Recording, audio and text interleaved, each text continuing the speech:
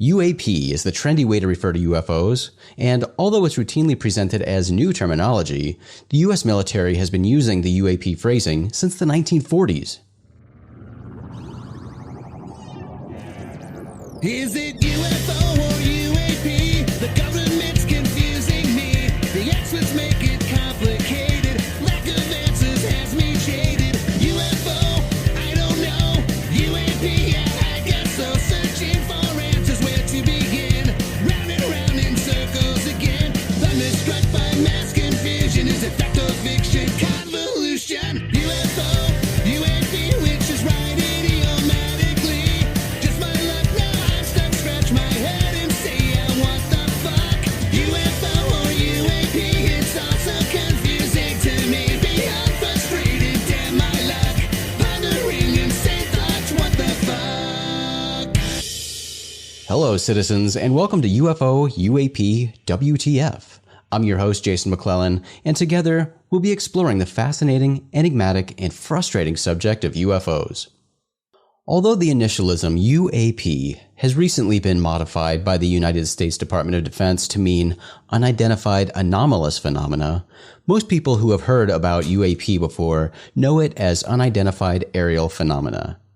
In recent years, many media outlets and UFO researchers alike have been enthusiastically presenting UAP as the new term of choice by the US government when referring to UFOs. That's not entirely accurate.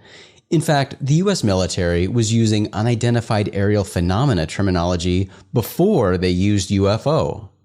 Let's spend some time together today looking back in time to explore this UAP jargon.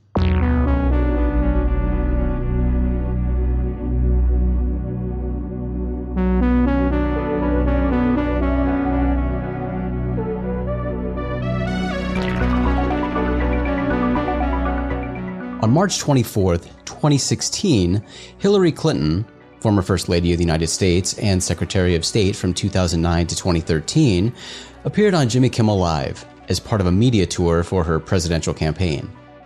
During the interview, Kimmel brought up the topic of UFOs, as he frequently does.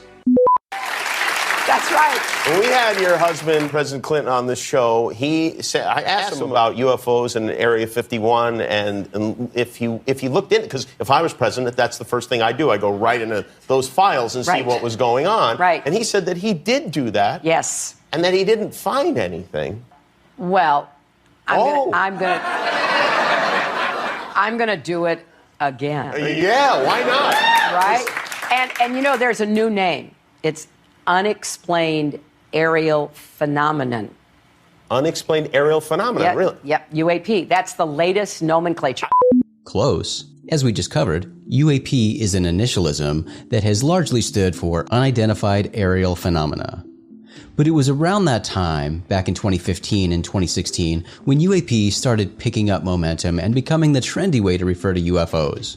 Nick Pope, who worked for the United Kingdom's Ministry of Defense and dealt with UFO reports for the MOD from 1991 to 1994, was someone who, around that time, was notably happy to promote this trend and even kind of took credit for the terminology from an MOD perspective to some extent. The British government requested an intelligence assessment of the UFO situation in the late 1990s. This effort was named Project Condon, not to be confused with the University of Colorado's UFO study that was funded by the United States Air Force back in the late 1960s, known as the Condon Committee. The MOD's Project Condon spelled C-O-N-D-I-G-N, not C-O-N-D-O-N. Anyway, Project Condon examined many of the sightings investigated by the MOD over a 30-year period. The report produced by Project Condon in 2000 was titled Unidentified Aerial Phenomena in the UK Air Defence Region. The unidentified aerial phenomena terminology here was quite intentional and strategic. Nick Pope explains, quote, "This was done to reframe the internal MOD debate on the issue and to escape any pop culture baggage associated with the former term," obviously referring to UFOs here. The United States Air Force offers a similar perspective. On the website for the Air Force's Declassification Office, it explains, quote, "Some investigators now prefer to use the broader term unidentified aerial phenomena, or UAP, to avoid the confusion and speculative associations that have become attached to UFO," end quote. Pope adds, quote, "It was also part of a wider policy shift whereby the phenomenon was viewed in terms of threats and opportunities that might derive from a better understanding of the phenomenon, whatever its true nature." Both these points were adopted by the U.S. government's ATIP program, where the MOD influence can be demonstrated not only by U.S. use of the term UAP, but also by the similarities in Project Condon and ATIP language in relation to the novel military applications that the UK and the US were discussing in relation to the phenomenon, end quote. That ATIP mentioned by Pope is the Advanced Aerospace Threat Identification Program, a U.S. Department of Defense program that officially operated from 2007 to 2012 and reportedly researched UFOs, among other things.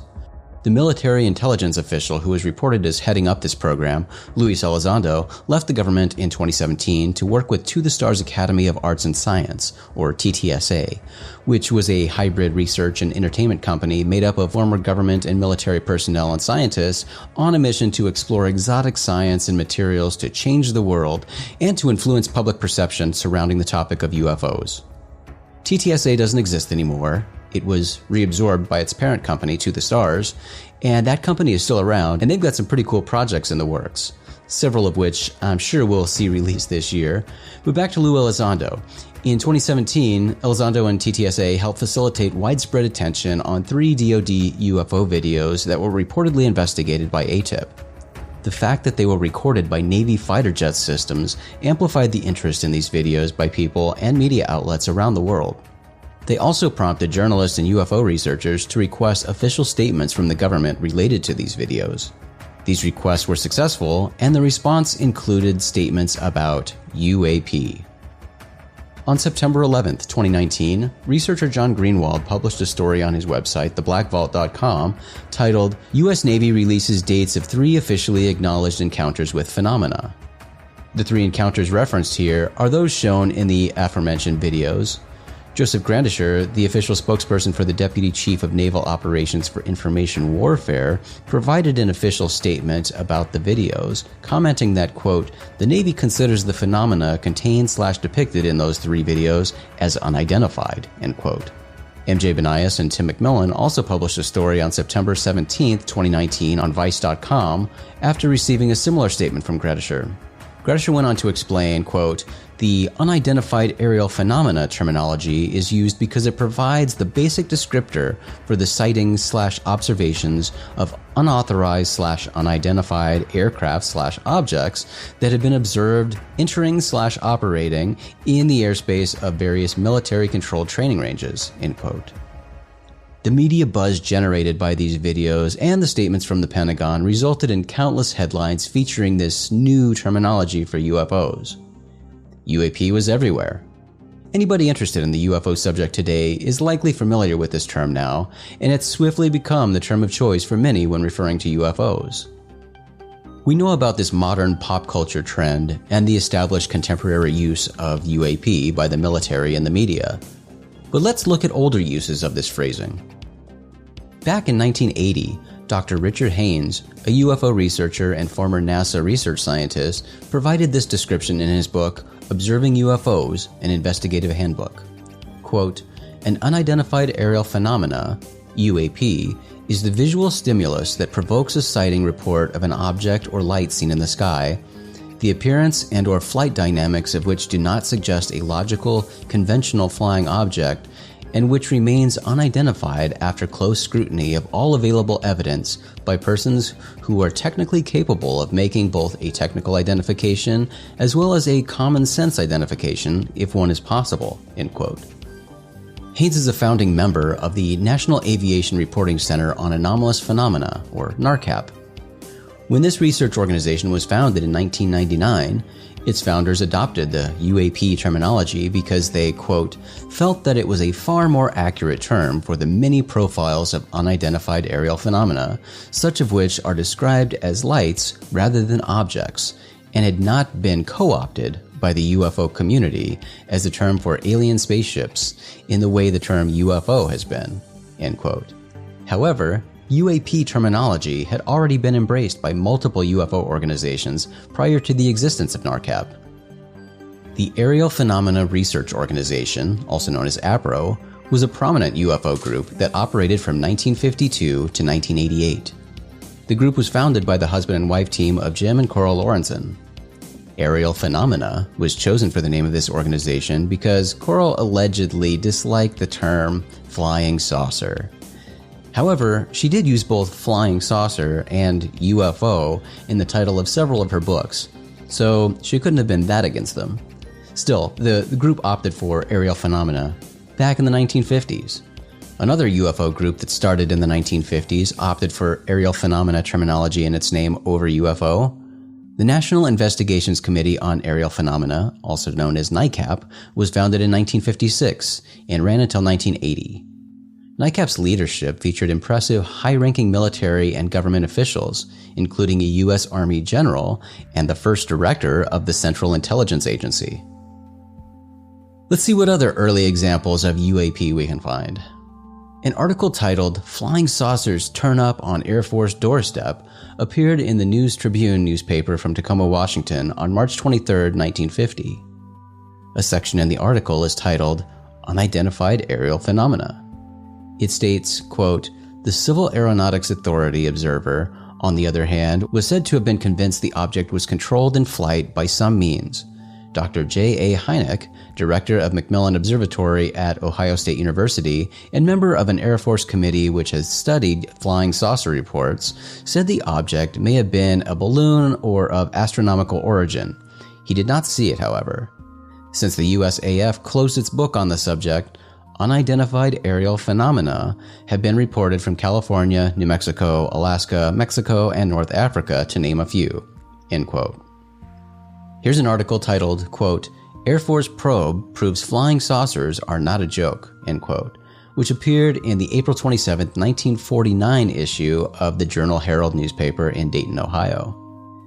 This article mentions the Kenneth Arnold UFO sighting from a couple years earlier, then explains, quote, "His report set off a celestial chain reaction and launched Project Saucers at Wright-Patterson to probe unidentified aerial phenomena," end quote.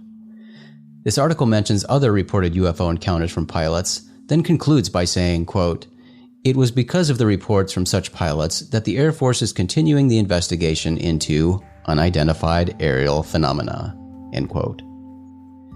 An article titled "Flying Saucers Still a Mystery" appeared in the June 19, 1949 edition of the Philadelphia Inquirer.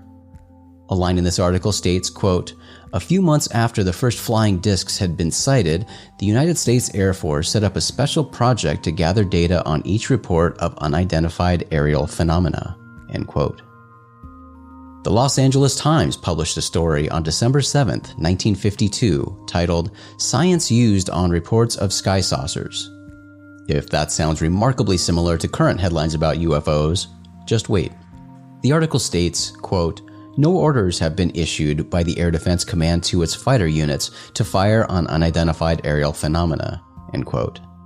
It concludes, quote, "The Air Force has stated in the past and reaffirms at the present time that these unidentified aerial phenomena are not a secret weapon, missile, or aircraft developed by the United States," end quote. It's interesting to note that both these statements are nearly identical to recent statements provided by the Pentagon. Here's another one that sounds similar to recent UFO headlines. An August 1st, 1952 edition of the Ogden Standard Examiner includes an article titled, "Photograph shows 4 round objects with shafts of light in V formation." The article explains, quote, "Coast Guard headquarters today made public a photograph of unidentified aerial phenomena taken by a 21-year-old Coast Guard photographer," end quote. It continues, quote, "The Coast Guard said it had no opinion as to the cause or source of the objects and was releasing the picture only because of the widespread public interest in aerial phenomena," end quote. And in the same article, we see, quote, "The Air Force released a long list of statistics revealing it had received 432 written reports on sightings of unidentified aerial phenomena so far this year," end quote. Definitely a few interesting parallels in that article to what we've seen reported in recent years. Let's do one more. This one's kind of interesting. The Sunday News newspaper from Lancaster, Pennsylvania, published a story on February 1st, 1953, titled Air Force trying for photo of flying saucers in area. It states, quote, "The Air Force is going to try and take a picture of a flying saucer. Special cameras have been designed to photograph the mysterious discs in flight. The Air Force has ordered 100 of these cameras, and a Pentagon official has told a Sunday News representative that one will undoubtedly be put in operation in this area, probably either at Olmsted Air Force Base in Middletown or Newcastle Airport." The news adds a sobering note to the sometimes hilarious flying saucer stories. Though the Air Force prefers to call them unidentified aerial phenomena, they'll still be flying saucers or discs to the average citizen. End quote. I wonder whatever became of those special UFO cameras. Moving beyond newspaper articles, there's documentation showing that the US military was using UAP terminology in the 1940s at the onset of its UFO investigations. There are incident reports used by the Air Force during that time with a statement to the submitters stating, quote, "Your contribution has been made a matter of record and is being incorporated into our present study of unidentified aerial phenomena." End quote. In the 1950s, the U.S. Air Force's Project Grudge UFO study was headquartered at the Air Technical Intelligence Center at Wright-Patterson Air Force Base in Dayton, Ohio. And the personnel involved with this project were part of a special group within ATIC. Edward Ruppelt, who was the director of Project Grudge at the time, explained that, quote, "By March 1952, Project Grudge was no longer just a project within a group. We had become a separate organization with the formal title of the Aerial Phenomena Group." End quote. Even before that, this phenomena terminology was present in a famed letter sent on September 23, 1947 from the chief of the ATIC to the commanding general of the then Army Air Forces in response to a request to conduct a preliminary study of UFO sighting reports. A line in this letter announces, quote, "The phenomenon is something real and not visionary or fictitious," end quote. So that's a quick historical look at UAP. Are you somebody who has adopted this terminology to replace UFO? Is there a correct or preferred term to use when talking about UFOs? There's a seemingly endless list of terms that have been and still are used by various parties when referring to UFOs. Although UAP is presently the term of choice for the government and many UFO researchers alike, your personal preference obviously dictates the terminology you choose to use when talking and writing about UFOs. But for those who opt for something other than the tried and true UFO, they typically find themselves needing to follow up with a clarifying statement like UAP, UFOs. It always comes back to UFOs because people are familiar with that. They know what that is. Interestingly, this same necessity for clarification was also present when the term UFO was introduced by the military and intended for use in place of flying saucer. In his book, The Report on Unidentified Flying Objects, Captain Ruppelt explains that one situation where the Air Force would still use flying saucer was, quote, "in an explanatory sense," as when briefing people who are unacquainted with the term UFO. UFO, flying saucers, end quote. Another illustration from that time period is Cora Lawrenson from the Aerial Phenomena Research Organization.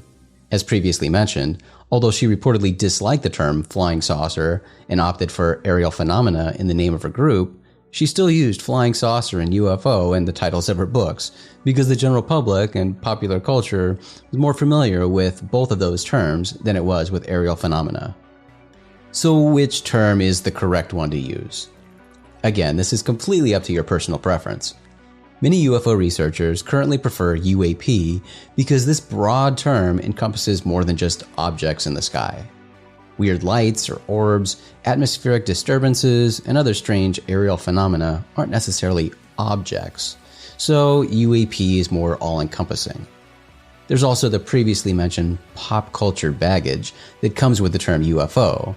For example, UFOs equals aliens. Advocates for UFOs being taken seriously tend to prefer the UAP term to avoid the ridicule and pop culture association tied to UFO. That being said, I'm firmly on Team UFO. I guess that when I talk or write about strange things in the sky, I'm talking about an object, the large majority of the time. So UFO meets my needs. If there happens to be something I'm discussing that doesn't fit the object descriptor, then it's unlikely I'd call it a UFO. For example, if there were something floating in the sky that resembled a ghostly apparition, I wouldn't necessarily call it a UFO. And as I mentioned, everything eventually comes back to UFO anyway. If I ever use the term UAP, it's necessary to follow up with, UFOs, in order for the broadest audience possible to understand what I'm talking about. So just sticking with UFO saves me that extra explanation step. But another significant element that puts me in the UFO camp is an issue of plurality that is just too grating for me to entertain. The letter P in UAP, which, if you're paying attention, stands for phenomena, is already plural, making it convenient for broadly speaking about a wide range of varying phenomena in the sky. However, when using this initialism to refer to a specific UFO case or a specific object in the sky, UAP just doesn't work. Grammatical nightmares quickly emerge when you attempt to discuss details of a case when you're talking about a single UFO, but referring to it as something plural. Adding vagueness and grammatical flaws aren't really conducive to intelligent conversations, especially as it pertains to discussions about a ridiculed topic like UFOs. So, for me, it has been and always will be UFO. You use the term that works for you though. It's completely up to you. But that, my friends, is our exploration of the term UAP. I hope you learned something. I'm glad we could walk through that together. And hey, if there's a case or topic you'd like to have featured or addressed on a future episode, a general comment, or anything else, I'd love to hear it. I'm easy to reach. You can always contact me on Twitter at Acentric, that's ACECENTRIC, or shoot me an email at jason@rogueplanet.tv. I'm Jason McClellan. Thanks for hanging out today. Join me again next time as we try to figure out together what the is up with these UFOs. UFO.